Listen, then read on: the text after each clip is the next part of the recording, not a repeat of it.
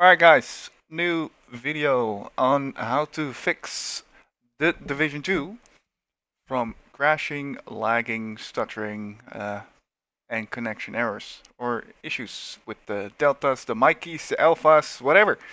So I did post a video slightly a few days ago, and in the meantime a maintenance dropped from the game, from Ubisoft, massive in this case, and also a Windows patch, Windows updates, and the drivers from Nvidia. So I needed to test something out, some new settings here and there. So this is a full-fledged um, release of a genuine fix for crashing, lagging, stuttering, and connection errors.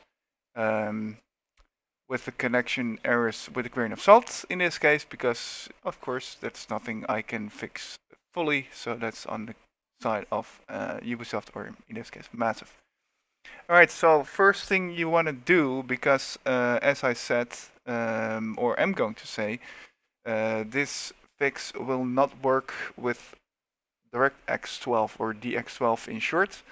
I have tried every combination of settings, and yeah, it kept on crashing. And the one thing I knew is if you use RTSS on your computer, um, the game will on launch will straight up crash, or maybe you come within the menu on PC and you log in and it will straight up crash. So first thing you do is you disable DX12 in-game, and a few other settings you need to apply to get the game fluently and smooth working as it should be. Alright, so here we go. Alright guys, so for the settings you want to have in-game, these are the following settings I have. On the graphic side, it's basically put on custom. Brightness, contrast is for your own liking. Of course, set VSync off. And in my case, because I have a 60Hz monitor, I'm old school, but nevertheless, I set my frame limit on with a custom FPS limit on 60 frames per second. If you, of course, have a monitor with a higher refresh rate, you can put it like on 140, 160, or whatever you like. But in case of the lag and stutter, you should try it on 60, or in that case, go higher up. Start with 60, bump it by 20, so 60, 80, 100, and so forth, until you start to stutter or maybe lag. Then bump it down a little bit, and then you should be good. For the shadow, they should be all on low, because actually they don't do really a lot. So I set them all on low, except for context shadow, set them on off. Resolution scales for me on 75. You can set it higher, but it will decrease performance, as it says. Sharpening, leave it on 5. Particle detail, you can set it on medium or high, whatever you like, depending on what kind of graphics card you have. For me, it's medium. The fog setting is medium, leave it on medium. Reflection quality, you can set those at low and low as well. Subphase scattering, set it on. This is for me at the max, 16 times. Parallax mapping, set it on yes. Ambient occlusion, set it on low. You can set it on medium or high, but I prefer low because the game is not really well supported on either side. So you can set it on low. Depth of field, set it on. Object detail, I've put this on 65. The reason why is if you set it higher, depending on your system or your graphics card, you have to take into account that your graphics card will not only use the GPU for the game, but also the background tasks. So you have to keep that to account. So set it to 65. Extra streaming distance, set it to 1, because basically if you set it higher than 2, I've tested it on 1 and 2. 2 is a little bit better in case of fluency in the game, but there's still little jitters and stuttery things going on. So you can set it to 1 because, as it says here, it uses more memory and HDD, or in our case, SSD space. Of course, it's temporary, so it's not a permanent file stored in the game folder. So just leave it on 1. So for having a fluent game experience, neutral lighting, I prefer off, depending what you like. So this is on your own. Basically, lens flare on, vignette effect, set it on, water quality set on low, chromatic aberration, you can turn it on. This is of course the texture resolution. For me it's on max. Yeah, this is basically no, because whoever looks at the sky, I certainly don't. Terrain quality, that's something you want to set on medium. Of course, again, depending on your um, graphics card and your system in total. For me, it's medium to have a more, like I said, again, a fluent game experience. Anti-aliasing, it's set on medium for me.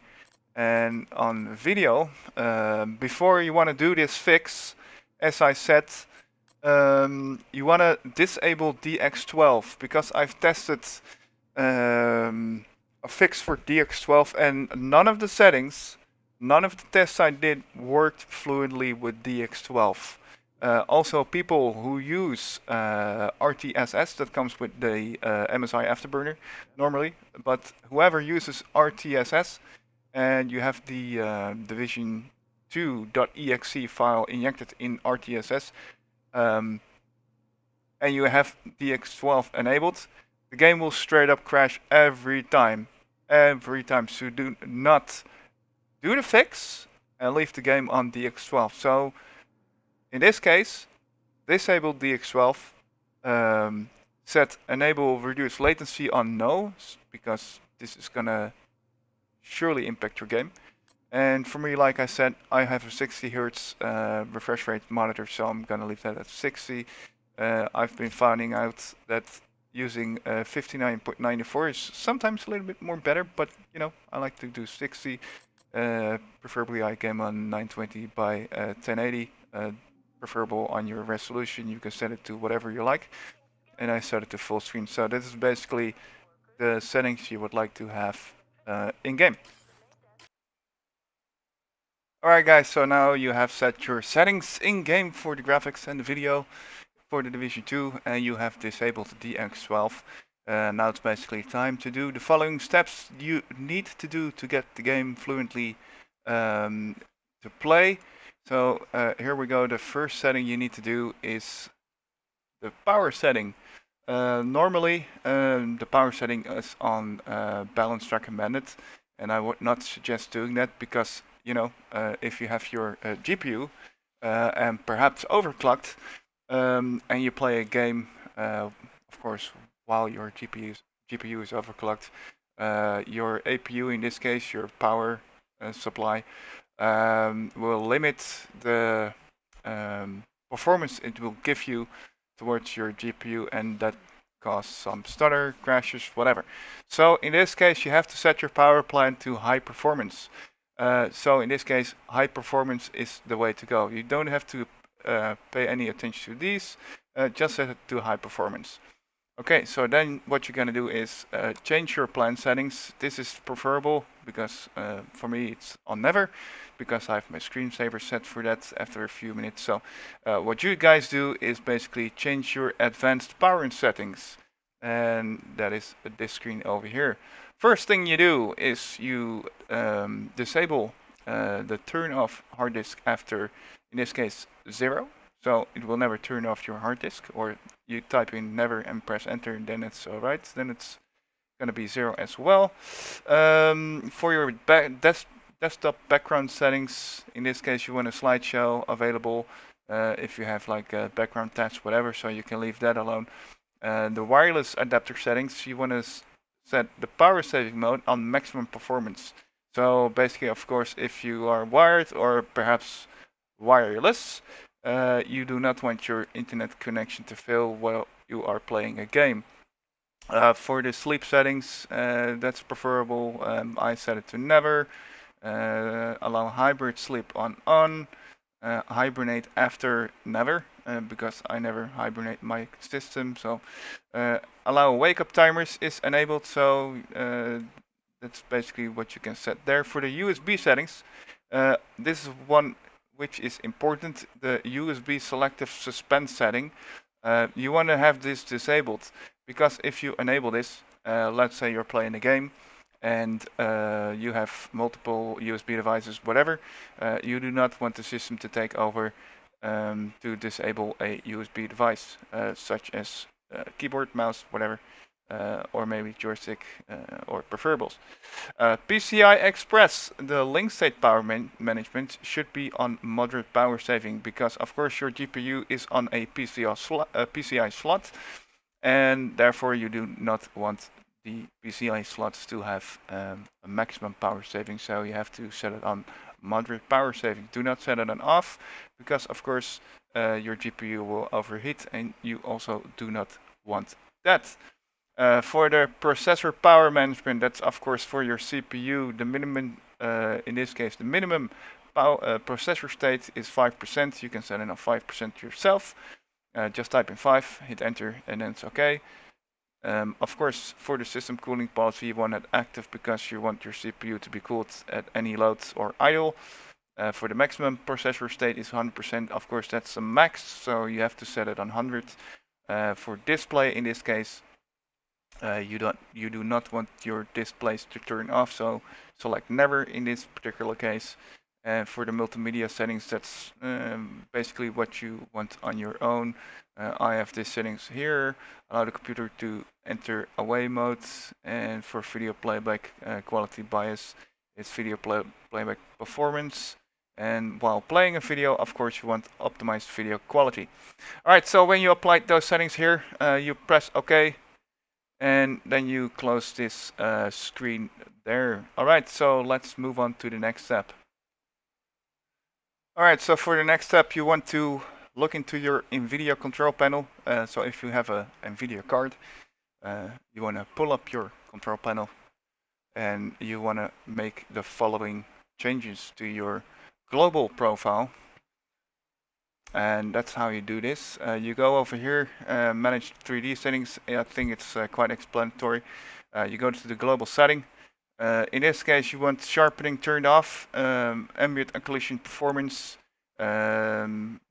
This is application controlled. The anti-scopic filtering, anti-aliasing FXAA is set on off. For the rest, it's not really necessary. Only for this one here, the background application max rate is set on 35. So if you have the game open, and of course you have maybe background task or other applications open on another monitor, you can set it to 35 FPS. I've tested this out with 30 FPS, but it seems to have a better quality, less stutter and stuff like that on the game when this is set to 35. So set it to 35 FPS. This is explanatory. You do not have to do that. The only thing you needed to do is the shader cache size.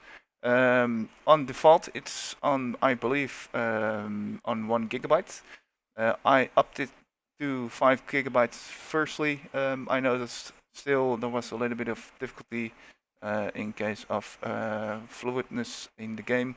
So I set it to 10 gigabytes, and that's more than enough. You do not want to set it to 100 gigabytes or unlimited, so set it to 10 gigabytes. For the last setting here in the global setting, you want to have the triple buffering on off, and the vertical sync you want to set on off. Reason why is this triple buffering only works best when vertical sync is on. So triple buffering and vertical sync should be off. If you have applied those settings, there should be like a apply setting here. Click that and do not close this window, because in this case you want to go to the program settings tab, and then you want to add the Division 2 executable in this bar here. So how do you do it? You go to add, a list pops up for applications, and games you can attach. So in this case, it should be here. For me, it's already there, so I do not have to add the selected program. Of course, you say add selected program. If it's not there, you can basically go to the folder and, of course, in that case, select the division2.exe file, and it will put it in this scheme over here. Of course, you do not need to change anything here rather than only the background application max rate. I could have set this to use global setting, but I did prefer to use it on and select the 35 FPS as well. So you need to do this over here to get the most fluentness and smoothiness in your game. Hit OK and set apply to the changes. Of course, do not forget to turn off triple buffering and vertical sync as well, because you do not want that shit. Of course, whoever freaking uses vertical sync anyway.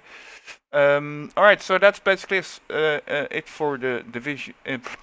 For the Nvidia control panel, and you can close this step away if you have applied all the settings here. Alright, let's go move on to the next setting you need to do. Alright, so for the next setting, you want to go to your search icon on the Windows taskbar, and you want to type in exploit protection. If you type in exploit, it will pop up and it will say exploit protection. You can click on that, and this is the screen. Basically, it's situated in the Windows Defender side, so you do not have to do anything here. You just leave this alone.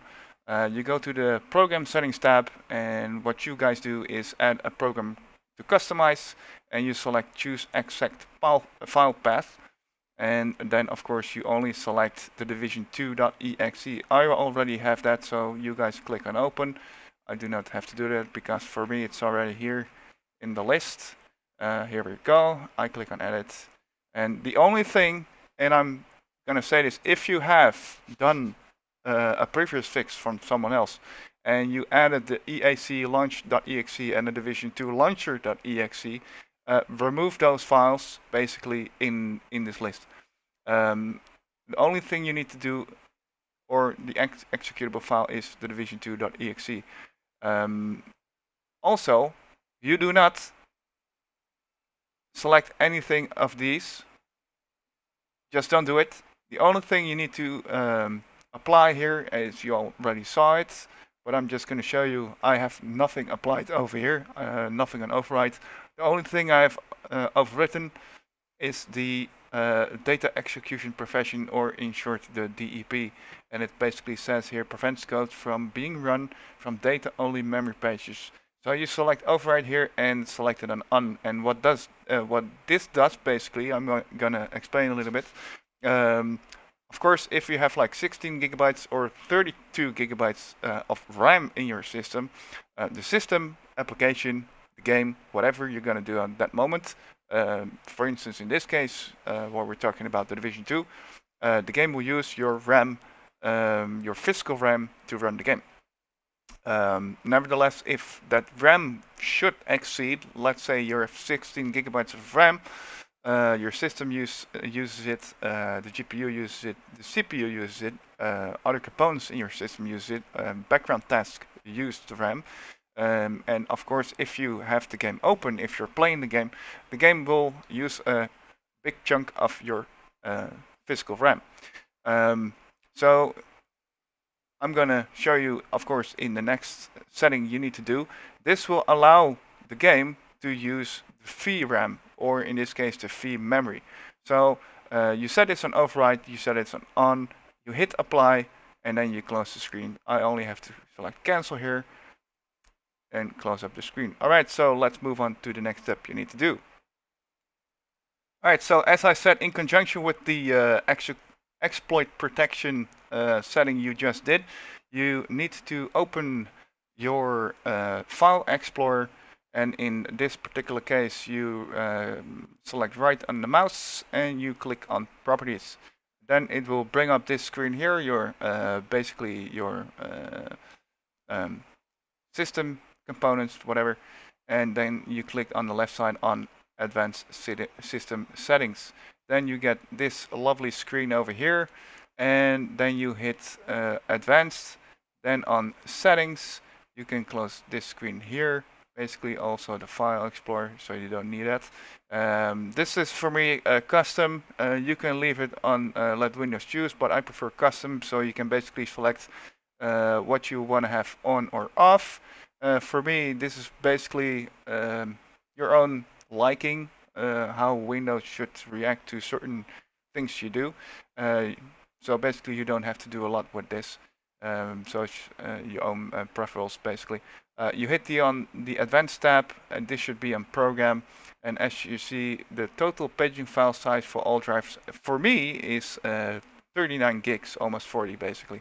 So what it does, this is basically in conjunction with my RAM. So if my RAM would be exceeded in use, my 16 gigabytes of RAM, the page file will be used. So it opens up 40 gigabytes of VRAM or VMEM in this particular case to keep the program running. So in this particular case, how do you set a page file? Pretty easy.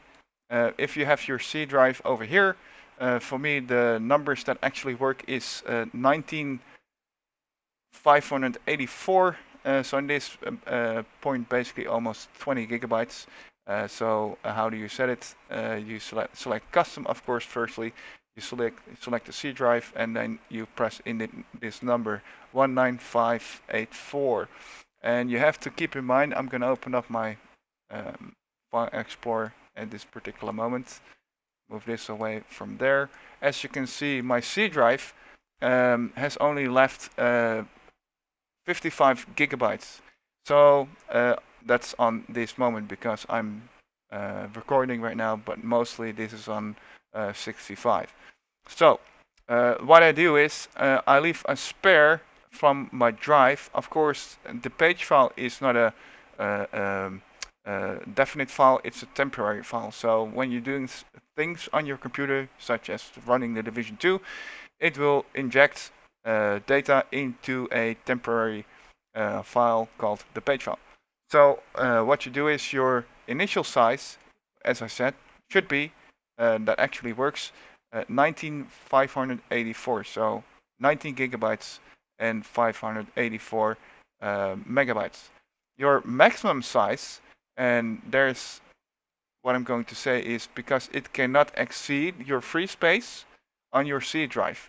For me, at this moment, it's 55,385, so that's quite alright. But normally, like I said, my free space on my C drive is 65, so putting there 55,385 is more than enough. Then you click Set, and if you have a second drive or a second partition, whatever, hopefully that's SSD as well. You click on the D or E, whatever, but I would highly recommend doing that on D, and you basically press in the same numbers. You select custom, you select D, and then in that case, press in the numbers 19584. And of course, because the free space on the D drive for me is a little bit higher, I can bump this number up by 85,385. So almost 86 gigabytes. So that's gonna work quite lovely, basically. You click on set, you click on OK. If you click on OK, this screen over here, it will say apply. And if you say apply, then another screen actually pops up, with if you want to restart the computer, or if you don't want to restart your computer, or in this case, restart computer later. In this case, you want to select restart computer later. You do not want to restart the computer straight away. So that's basically it for the page file. That is in conjunction with the exploit protection DEP setting. All right, so closing this up, and let's continue to the next setting. All right, guys, the next setting is going to be quite easy. You bring up your File Explorer again, and in this particular case, you select the drive or the partition where you have your game from the Division 2 installed. For me, it's F under the Ubisoft folder. and you click on Division 2, and you scroll down only to the Division2.exe. If you have made changes to the Division launcher and the EAC launch, I'm going to show it to you, the properties of it. Go to compatibility. You do not select anything here. Don't do it. You do not have to select anything here. Same counts for the Division 2 launcher. As you can see, compatibility, it's all cleared, not checked, and the same counts for the high DPI settings. And it's only important that you select the Division2.exe. You right tab it, click properties, then you go to compatibility, and the only thing here what you select is disable full screen optimization, hit apply, do not close the screen, and then you select change high DPI settings, and then you check this one, the program DPI, assign it to Windows, and select this one, check it over here, and the high DPI scaling override, and select on application. It's probably automatically on these settings. Hit apply or hit OK in this particular case. Then you hit apply, and then you're done for this particular setting. All right, moving on. All right, guys, for the next setting, you want to look into your Windows, and it's quite important because I'm going to pull up my browser here, and this is a previous Windows 10 update, and it was in conjunction with a couple of previous ones. As you can see, it's quite a long article. I will link this in the comments, in the description basically, and there was a long-term issue with the DirectX 9 application, as the Division is a DirectX 9 application. So what you have to do, you have to make sure that a couple of updates, Windows updates, are installed on your system. For instance, this one here, the KB500-3690. And in this particular case, it's up here in this whole article here. That's this one, of course, the KB 50.14.0.23. And there was one over here, the 501.14.0.32. I do not exactly know which one is for Windows 11, so I will put a link in the description for Windows 11 as well. But the point was, and it's been dated back since June 2021, that there has been a lot of issues with the Direct 3D or DirectX 9 applications, or in this case games. So my system is now running on the latest Windows build, as you can see here. I can close up my browser, and right now the OS build info, as you can see, Windows 10 Pro 21H2. It's on the OS build on this one over here, and it has the latest update, and I'm going to show you which one that is.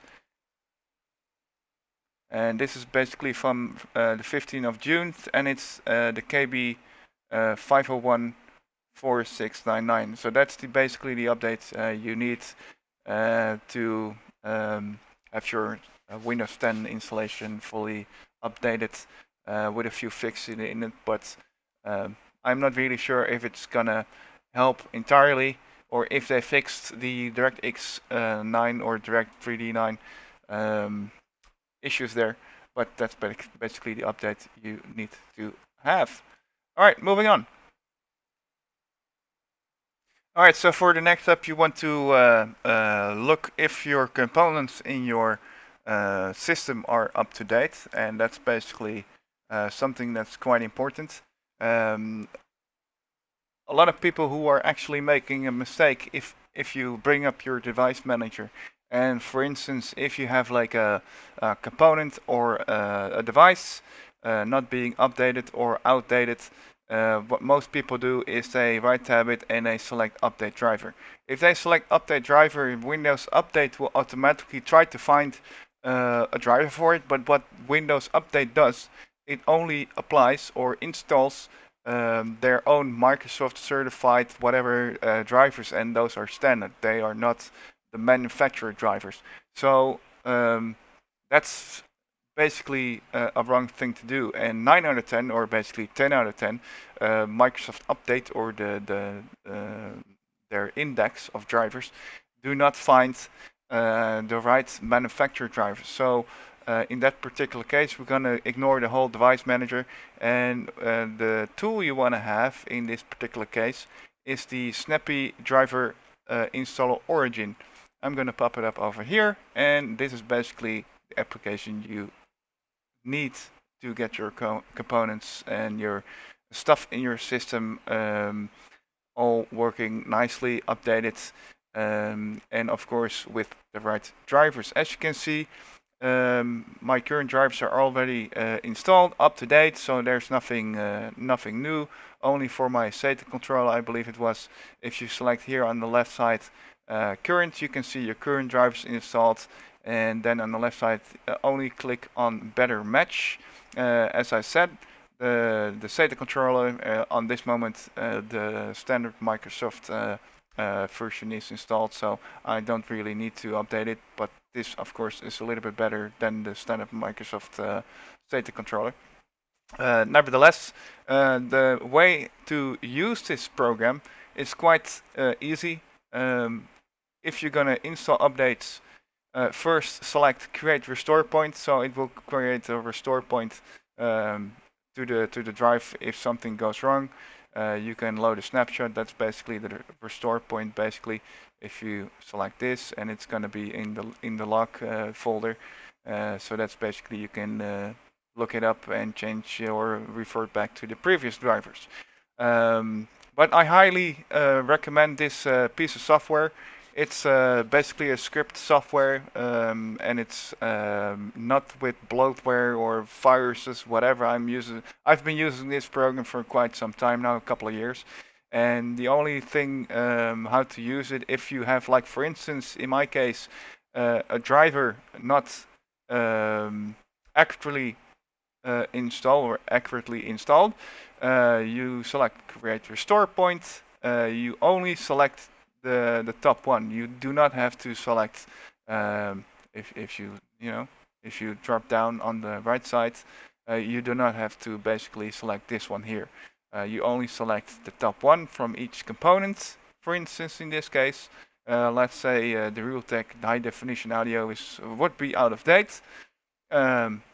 If you drop down, you do not have to select this one, as it already says old driver, and you only select this one there. That's basically the most recent driver.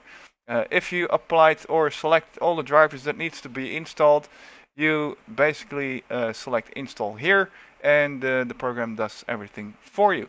Little reminder, if you download the program, do not download the whole program, just download it indexed. Otherwise, if you download it with the driver packages, it's like around 60 gigabytes, and you do not need to have that on your system. Alright, so let's move on. Alright guys, for the next step you need to do, most of the people are knowing what this program is. It's coming basically with the MSI Afterburner. If you have your GPU overclocked, this program is mostly within it as well. It's called RTSS, or RivaTuner Statistics Server, and this is a program you need if you're running the game with DX11. This will not work with DX12, so if you have your game running still on DX12 and you have the division2.exe file in this, the best thing to do is remove this file here while of course you're playing on DX12. But like I said, the game is not very well supported on DX12. So as you already did, hopefully you have set your game on DX11 so you can use this little here nifty program. Alright, so basically what you have to do, you have to start with Windows, select on, show on-screen display also on, and if you have the necessary files, in this case the EACLaunch.exe, you basically add a file here and you select that one and you click open. For me it's already there, so I will only show you what settings I have. As I said, EACLaunch.exe. The application detection levels should be on low or must be on low. The stealth mode must be on because, of course, it's an easy anti-cheat component, so this must be on.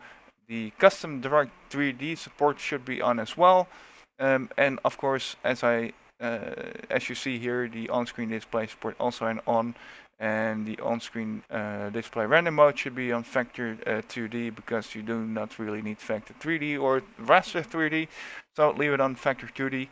The on-screen display coordinate space should be on viewport, and all the other options here you can leave that on off. Only these two only apply to the information on screen basically, and these settings you also apply to the Division 2 launcher.exe.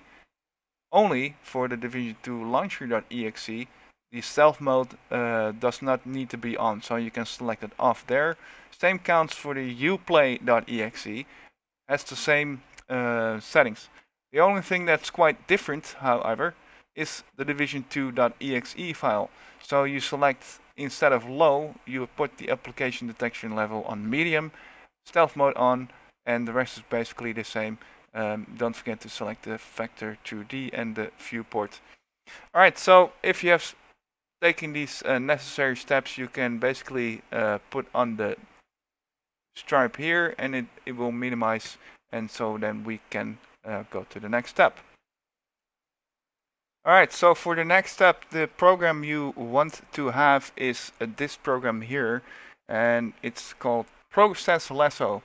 This program is basically the same as Task Manager, but there's a slight difference here, because if I open the Task Manager, and I'm just gonna do that for you guys, you see here the normal Task Manager. If you go to details, and let's say if you are playing the Division 2 at that particular moment, and let's say this is easyanti-cheat.exe, of course it's not, but if it is, you right tab it and you set the affinity to this process. What a lot of people do is they uncheck all the CPU cores and they just check one CPU core. That's alright, but the point is, it only does that for that instance. If you restart your PC, if you close that particular game or program, the affinity settings will disappear and will just return to normal. And that's basically where Process Lasso comes in. In this particular case, I have a few processes bound or bind it to certain processes. So in this particular case, if I pull up this one here, let's say Microsoft Edge, I've put this one, or actually all these executables, to 4 cores of my CPU. So that's basically what you can do. So if you want to do that, you right tab it, you select CPU affinity, and then you select always. Of course, you can also see the current CPU core usage, but that's of course is the same. So you select always, and then you can select CPU affinity, and then we'll give you a new screen in that particular case. But you can also like hold down, select this one, hold down Shift, and select them all. Right tab it, go to CPU affinity, and then always, and then select CPU affinity. Then you can clear all the CPU cores there and basically apply the cores you actually want or need to do for this. This is just an example. But for the following parts, basically you want to set a CPU affinity, and that's actually for all the Nvidia executables here. I have set these to, I believe, the last 2 cores, yes. So all these Nvidia executables are set to the last 2 cores of my CPU, and it will stay there. Also, if I will close Nvidia, whatever, if I will restart my computer, it will still stay to the last 2 cores of my CPU. Same counts for the Uplay, the Uplay app basically.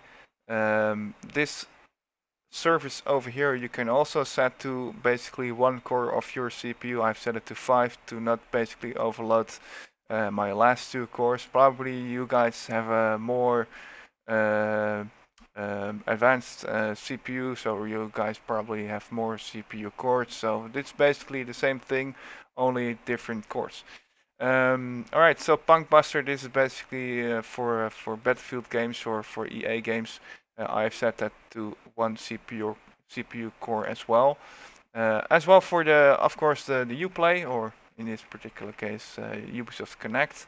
This is the Uplay launcher, basically, and that's on the last two cores. You want or need to set them to the last two cores, or maybe the almost last two cores, but this is basically working within the game, so you have a more fluent and smoothly game experience.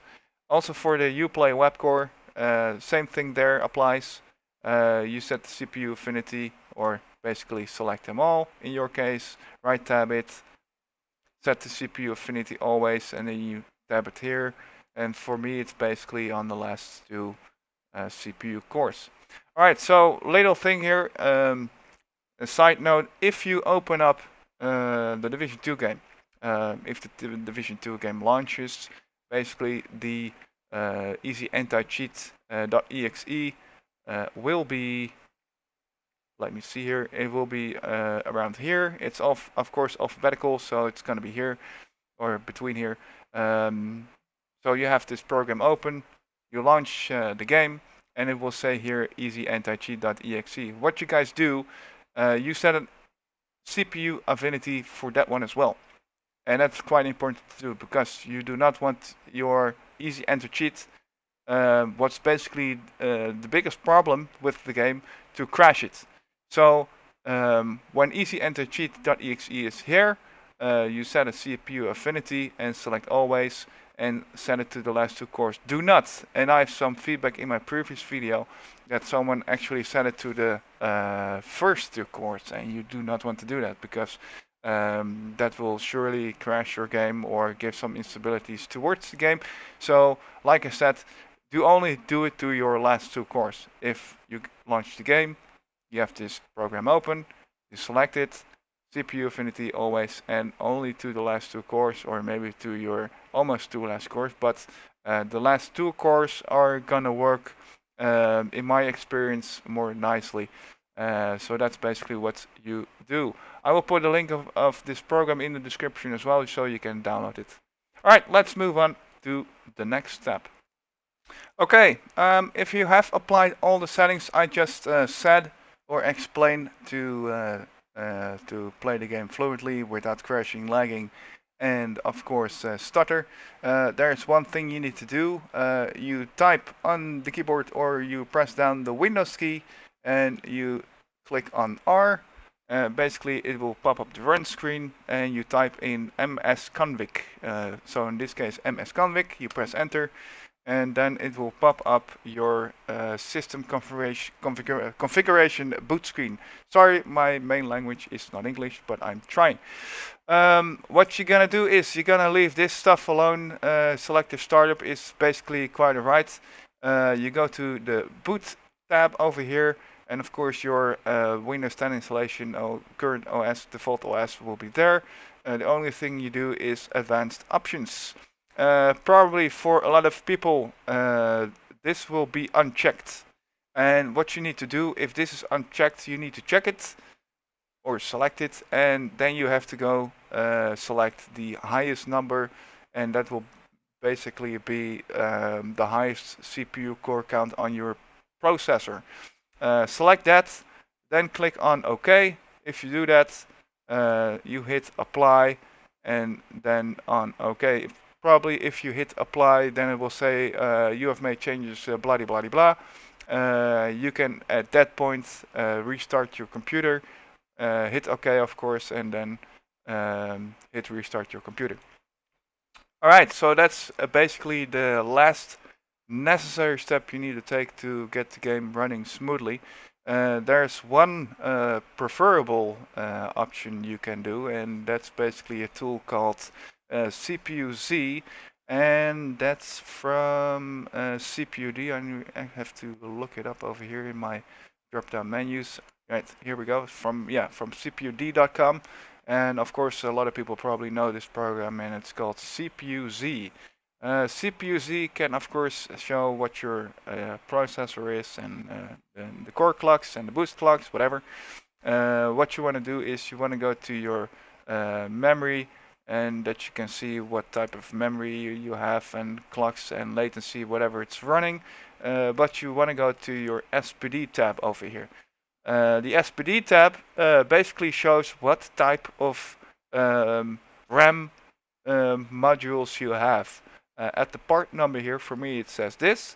Of course, it will say something else for you, but if you have the part number, you can look up on Google with this specific part number how to overclock your RAM modules. And do not, I highly not suggest doing that with a piece of software. You have to overclock your RAM modules in the system BIOS. So if you start your computer, you press a couple of times on the delete, and then it will bring you up in your BIOS screen from your motherboard, basically, and that's where you can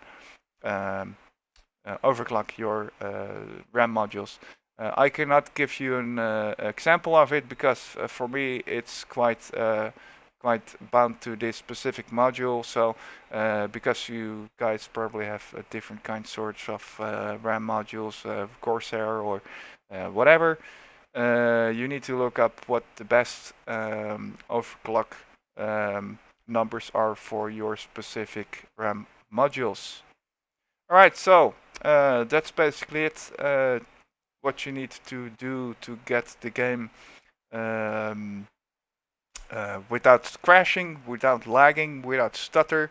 There's only one thing to do in case of the deltas, the errors, the alphas, the Mikeys, and all the connection error shit you probably experience sometimes. And there's also a solution for that.